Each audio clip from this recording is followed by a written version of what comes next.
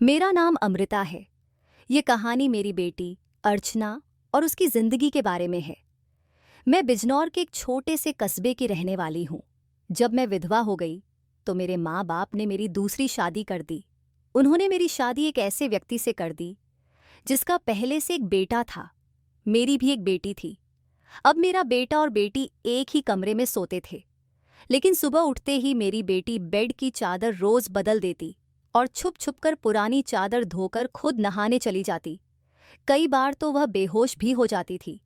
वह दिन बी दिन कमजोर होती जा रही थी। एक दिन सुबह सुबह मैं जल्दी से बेटी के कमरे में गई। वहां का माहौल देखकर मैं शर्म से पानी पानी हो गई।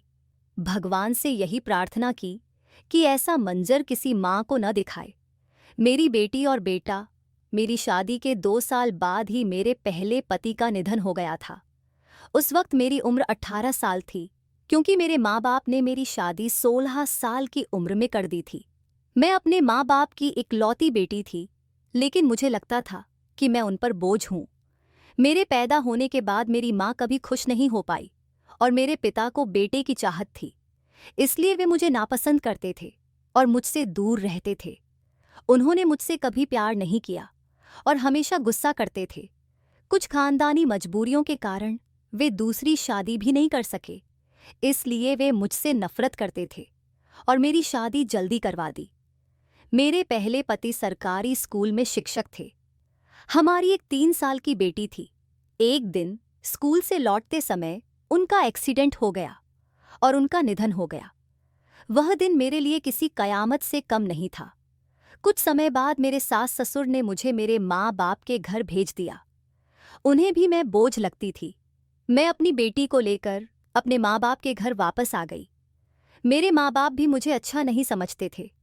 मैं अपनी बेटी को सीने से लगाकर अकेले रोती थी।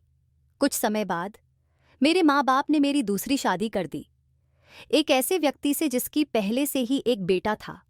हमारी शादी हो गई क्योंकि हम दोनों की स्थिति समान थी। उसका बेटा मेरी बेटी से 1 साल छोटा था। उसके बेटे का नाम आशीष था और मेरी बेटी का नाम अर्चना। हम सब साथ रहने लगे और वक्त गुजरता गया। अर्चना 16 साल की हो गई और आशीष 15 साल का। फिर मेरे दूसरे पति का भी देहांत हो गया। उनकी तबीयत हमेशा खराब रहती थी, लेकिन हम जैसे तैसे गुजारा कर रहे थे। उनके जाने के बाद घर की रौनक चली गई। हमारे पास अपना मकान था, इसलिए किराए की चिंता नहीं थी और घर में ही एक छोटी सी किराने की दुकान थी। एक रात जब हम सो रहे थे, अचानक एक जोर की आवाज आई। आवाज आशीष के कमरे से आई थी। मैं उसके कमरे की तरफ दौड़ी और देखा कि कमरे की छत गिर गई थी। मैं घबरा गई, लेकिन आशीष वहां नहीं था। वह शायद बाथरूम गया था, इसलिए बच गया। मैंने ईश्वर का धन्यवाद किया कि उसे कुछ नहीं हुआ, लेकिन हमारे पास इतने पैसे नहीं थे कि छत को ठीक करवा सकें, इसलिए हमने उसे वैसे ही छोड़ दिया। इसके बाद मैंने अपना बिस्तर रसोई में डाल लिया और बच्चों को कमरे में सोने के लिए कहा, क्योंकि बाहर बहुत सर्दी थी।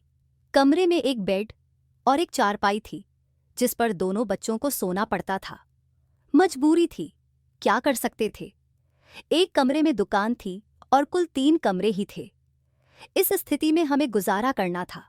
एक दिन आशीष सुबह नाश्ता कर रहा था और अर्चना अभी सो रही थी, जो उसके लिए असामान्य था। मैंने उसे उठाने की कोशिश की, लेकिन वह बेहोश थी। मैं घबरा गई। मैंने आशीष से कहा कि पास के डॉक्टर को बुला लाओ। डॉक्टर ने कहा कि अर्चना बहुत कमजोर है और उसे आराम की जरूरत है। जब अर्चना को होश आया तो उसने बताया कि उसे चक्कर आ गए थे। मैंने उससे आराम करने को कहा और नाश्ता लाने चली गई। जब मैं नाश्ता लेकर आई तो अर्चना कमरे में नहीं थी और चादर भी गायब थी। मैंने देखा कि वह चादर धो रही थी। मैंने उसे डांटा और आराम करने को कहा, लेकिन उसने कहा कि चादर धोना जरूरी है। उसके बाद उसने नाश्ता किया और सो गई। आशीष भी काम पर चला गया। आशीष कपड़े की दुकान पर काम करता था। वह बहुत मेहनती था। घर की दुकान मैं खुद चलाती थी, लेकिन दुकान अच्छी नहीं चल रही थी। एक दिन मैंने देखा कि अर्चना फिर से बेहोश हो गई। उसकी हालत देखकर लग रहा था कि उसके शरीर का सारा खून खींच लिया गया हो। डॉक्टर ने कहा कि यह मामूली बात नहीं है और अर्चना की हालत सीरियस है। जब अर्चना को होश आया तो मैंने उसे कड़े शब्दों में कहा कि अब वह कोई काम नहीं करेगी। लेकिन कुछ देर बाद मैंने देखा कि वह फिर से चादर धो रही थी। यह सब मामूली नहीं था। जब से आशीष ने उसके कमरे में सोना शुरू किया था, तब से अर्चना ऐसा कर रही थी और बेहोश हो रही थी। मुझे समझ नहीं आ रहा था कि यह सब क्या हो रहा है। अर्चना की हालत दिन ब दिन क्यों खराब हो रही थी। मैं बहुत चिंतित थी। एक दिन मैंने कुछ ऐसा देखा जिसे देखकर मैं दंग रह गई। अर्चना सुबह सुबह चादर धोकर छत पर सुखा रही थी और एक तरफ खड़ी होकर उल्टी कर रही थी। मैंने उससे पूछा, क्या हो गया है तुम्हें? उसने कहा, अचानक से मेरा दिल खराब हो गया। मैंने कहा, तुम चादर क्यों धो रही हो और क्या छुपा रही हो मुझसे? मेरी बेटी घबरा गई। उसने कहा, माँ, ऐसा कुछ नहीं है जैसा आप सोच रही हैं। उसकी बातों से मुझे शक हुआ। मैंने उसे थप्पड़ मार दिया और वह जमीन पर गिर गई। तभी अचानक आशीष भी आ गया। उसने कहा, माँ, आप क्या कर रही हैं? आपने इस पर हाथ क्यों उठाया? मैंने उससे कहा, हाँ, मैंने इसे मारा है और इस पर हाथ उठाया है। मुझे ये बहुत पहले ही करना चाहिए था, लेकिन अभी मैं पूरी बात नहीं जान पाई हूँ। जिस दिन मुझे तुम दोनों के बारे में सब कुछ पता चल जाएगा, उस दिन देख लेना। मुझे खुद नहीं समझ आ रहा था कि मुझे क्या हो गया था। जो कुछ मेरे दिल में आ रहा था, मैं वही बोलती जा रही थी, जबकि मुझे ऐसा नहीं करना चाहिए था। रात को अचानक मेरी आंख खुली और मैंने देखा कि मेरे बच्चों के कमरे की लाइट जल रही थी। इस वक्त वे क्या कर रहे थे? उन्हें तो इस समय सो जाना चाहिए था। शाम को तो कह रहे थे कि आज जल्दी सो जाएंगे। जब मैं कमरे के करीब गई तो देखा कि वे जाग रहे थे और बातें कर रहे थे। वे किसी बात पर बहुत खुश हो रहे थे। मेरा बेटा कह रहा था, तुम बहुत खुशकिस्मत हो। अर्चना ने कहा, हाँ, खुशकिस्मत तो मैं हूं, लेकिन कल फिर से जब मेरी तबीयत खराब होगी तो माँ मुझे देखकर बहुत परेशान हो जाएंगी। कब तक ऐसा झूठ बोलेंगे? बेटा बोला, बस कुछ दिन और फिर सब कुछ ठीक हो जाएगा। उनकी बातें सुनकर मैं हैरान रह गई। आज मुझसे रहा नहीं गया। मैंने कमरे के दरवाजे को खोलने की कोशिश की तो हैरान रह गई कि उन्होंने दरवाजे को अंदर से बंद कर रखा था। ऐसा क्यों? दरवाज़ा अंदर से बंद करने की क्या वजह हो सकती थी? मौसम बदल रहा था। उन्हें दरवाज़ा खोलकर सोना चाहिए था। मैंने दरवाजे पर बार बार दस्तक देना शुरू किया, लेकिन इसके बावजूद उन्होंने दरवाज़ा खोलने में आधा घंटा लगा दिया। जब मैंने कमरे में देखा तो उनके अलावा कमरे में कोई और नहीं था और वे दोनों ऐसी शक्ल बनाकर बैठे थे जैसे नींद से जागे हों। मैंने कहा, इतनी देर में दरवाज़ा क्यों खोला? तो वे बोले, हम सो रहे थे। मैंने कहा, झूठ मत बोलो, तुम लोग जाग रहे थे और बातें कर रहे थे। उन्होंने कहा, हम क्यों इस समय जागेंगे और बातें करेंगे? हमारा कौन सा कल पेपर है जो हम तैयारी करेंगे? उनकी हरकतें समझ नहीं आ रही थीं। मेरे पास बोलने के लिए कोई शब्द नहीं थे। मैंने उन्हें कुछ नहीं कहा और वहां से चली गई। लेकिन मैं सोच रही थी कि कोई ना कोई गड़बड़ जरूर है। एक दिन मेरी बेटी के बाजू में नीले निशान भी थे। यह तो जख्म के निशान थे। मुझे समझ नहीं आ रहा था कि उसे क्या हुआ था। मैंने उससे पूछा तो उसने कहा कि छुरी लगी है, लेकिन छुरी तो उंगली पर लगती है, बाजू पर नहीं। मेरी बेटी कोई ना कोई बात मुझसे छुपा रही थी। कभी बेहोश हो जाती थी, उसके शरीर पर अजीब निशान होते थे, और कभी उठकर अपने बेड की चादर धोने लगती थी। मुझे कमरे में जाने नहीं देती थी। मेरा दिमाग जिस तरफ जा रहा था, मैं वैसे ही सोचना नहीं चाहती थी।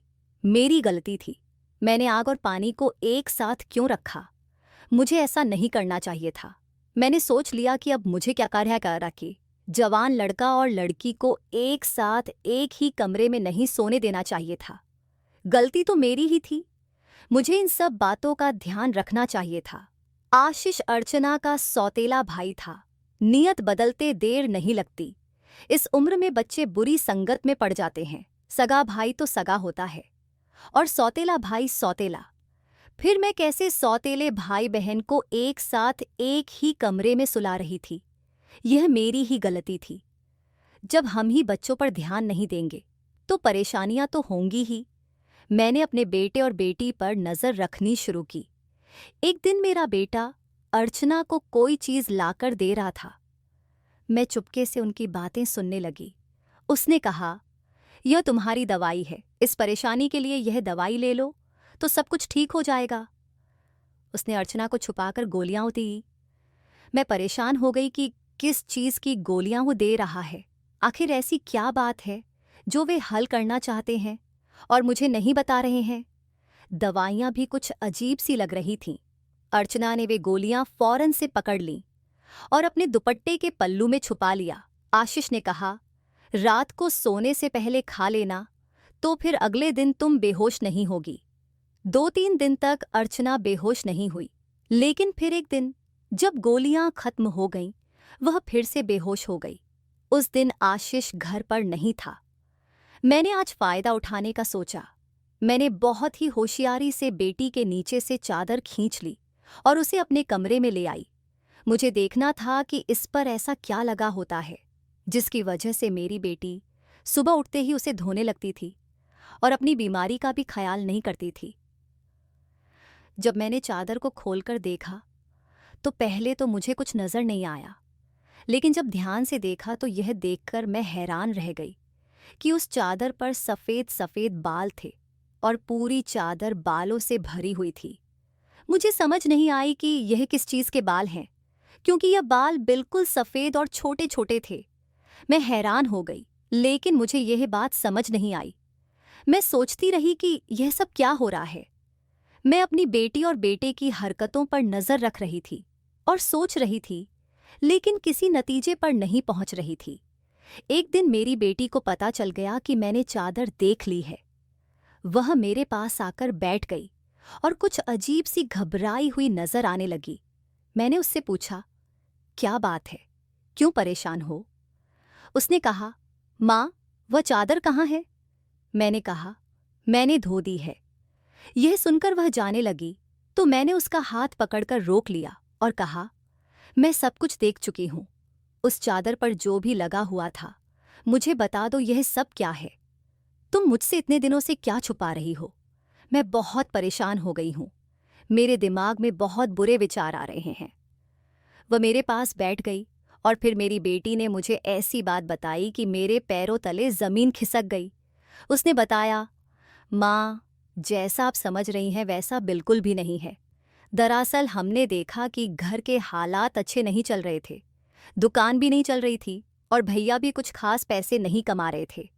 फिर भैया के दोस्त ने उसे एक काम दिया। उसने कुछ नकली किस्म के बिल्ली के बच्चे रखे हुए थे जिन्हें संभालना उसके बस से बाहर था। इसलिए उसने हमें उन बच्चों को संभालने का काम दिया और उसके बहुत सारे पैसे दिए। भैया दिन में वही होते थे, लेकिन रात में उन्हें आराम करना होता था। इसलिए वे बिल्ली के बच्चों को कमरे में ले आते थे और मैं उन्हें संभालती थी। उन्हीं के बाल सुबह चादर पर लगे होते थे जिन्हें मैं सुबह धो देती थी। हमें पता था कि आपको यह सब अच्छा नहीं लगेगा, इसलिए हमने आपको नहीं बताया। मुझे बिल्ली के बच्चों से एलर्जी हो जाती है, जिसकी वजह से मैं बेहोश हो जाती थी। भैया ने मुझे एलर्जी की दवाइयाँ दी थीं। माँ, भैया का दोस्त बहुत अमीर है और वह इस काम के हमें बहुत ज़्यादा पैसे दे रहा था। वह हमें एक दिन के Rs 1000 दे रहा था। आज उन बच्चों का हमारे घर में आखिरी दिन था, क्योंकि अब वह उन्हें दूसरे शहर ले गया है। हमने इतने पैसे कमा लिए हैं कि हम उस कमरे की छत भी बनवा सकते हैं और घर का राशन भी ला सकते हैं। हमें पता है कि आपको पालतू जानवर पसंद नहीं हैं, इसलिए हमने आपको यह बात नहीं बताई थी। आपने हमारे बारे में क्या क्या सोच लिया। हमें बहुत बुरा लगा जब आपने हम पर शक किया। भैया ने हमेशा हमारे बारे में ही सोचा है। उनका पिता तो इस दुनिया से जा चुका है, लेकिन वह फिर भी हमारे साथ रहता है, क्योंकि वह हमें अकेला नहीं छोड़ना चाहता। उन्होंने मुझे अपनी सगी बहन की तरह माना है और कभी कोई गलत बात नहीं की। वह दिन भर मेहनत करते हैं और रात को मैं उनकी मदद करती थी। मैं उनकी मदद कर रही थी ताकि उन्हें आराम मिल सके। यह सुनकर मुझे बहुत अफसोस हुआ और खुद पर गुस्सा भी आया। मैंने अपने बच्चों के बारे में क्या क्या सोच लिया था। मेरे बच्चे उससे भी कई गुना ज्यादा अच्छे हैं, इससे ज्यादा अच्छे हैं। मैंने जो गलत बातें सोची थीं वे गलत थीं। अर्चना ने यह बात आशीष को नहीं बताई और मैंने भी उसे कुछ नहीं बताया, क्योंकि अब यह काम वैसे भी खत्म हो गया था। कुछ दिन बाद आशीष ने उस कमरे की छत बनवा दी और अब हमारा घर ठीक हो गया था। धीरे धीरे हमारी हालत बेहतर होने लगी। अर्चना ने घर में बच्चों को ट्यूशन पढ़ाना शुरू कर दिया था। हमारे हालात पहले से बेहतर हो गए और हमारे घर में कोई तंगी नहीं रही। मेरे जीवन में बहुत कठिनाइयां आईं, लेकिन ईश्वर ने मुझे अच्छे और समझदार बच्चे दिए। उन्हें समझ थी कि हमें मेहनत करनी होगी, क्योंकि हमारे सिर पर पिता का साया नहीं था और मैं भी ज्यादा कुछ नहीं कर सकती थी। यह एक बहुत बड़ी बात थी कि अब सब कुछ ठीक हो गया। ऊपर वाले का लाख लाख शुक्र है कि जैसा मैं सोच रही थी वैसा कुछ नहीं हुआ। आखिर में मैं कहना चाहूंगी कि अपने बच्चों का ध्यान रखें, उनके साथ समय बिताएं और उनकी गतिविधियों पर नजर रखें। जब बच्चे जवान हो जाएं तो उनका बिस्तर अलग कर दें। मेरी गलती से सीखें और अपने बच्चों के साथ वही गलती न दोहराएं जो मैंने की। उम्मीद है कि आपको हमारी कहानी पसंद आई होगी। अगर कहानी पसंद आई हो तो वीडियो को लाइक करें, चैनल को सब्सक्राइब करें और नोटिफिकेशन बेल को दबाएं ताकि आपको नई अपडेट सबसे पहले मिल सके।